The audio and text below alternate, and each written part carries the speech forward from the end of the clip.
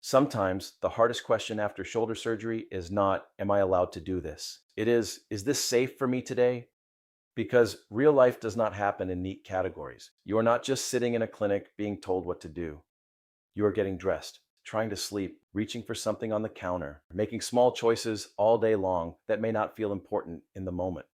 I'm Dr. Dan, an orthopedic surgeon specializing in shoulders. If you are not sure whether your recovery decisions are helping or quietly setting you back, use the free shoulder recovery guide as a simple safety check. It is linked below in the description.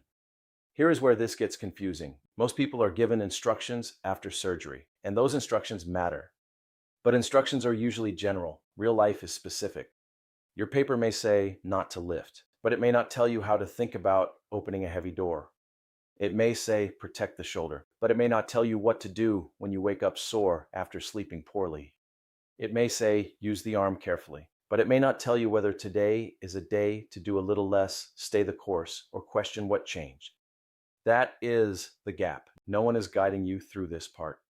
And because no one is guiding you through it, many people make the same mistake. They assume that if an activity feels small, the decision must be small too.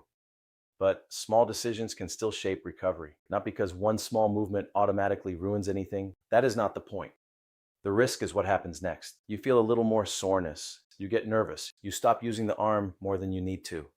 Or you feel a little better and start doing more because it seems safe. Then the shoulder feels tighter later, sleep gets worse, or daily tasks start feeling less predictable. Now you are not just recovering, you are interpreting. And most people do not realize that interpretation is part of recovery. This is why safe today can be such a difficult question. It is not only about the activity, it is about the timing, the reaction, the pattern, and what you decide afterward. For example, getting dressed may feel easier one morning, so you move faster, you reach a little more, nothing dramatic happens. But later that day, the shoulder feels more irritated. That does not automatically mean damage, but it also does not mean you should ignore the pattern.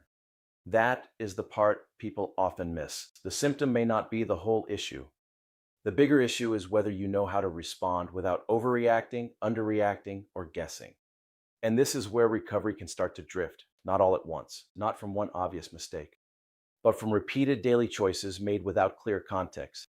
If you want more context on the common things people should avoid after surgery, the video What Not to Do After Shoulder Surgery is linked below in the description.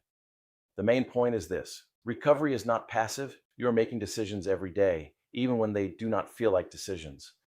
And when no one helps you interpret those moments, it is easy to mistake caution for safety, effort for progress, or soreness for damage. The shoulder recovery method is a structured way to think through recovery decisions without turning every symptom into a crisis. Thanks for watching, and I'll see you next week.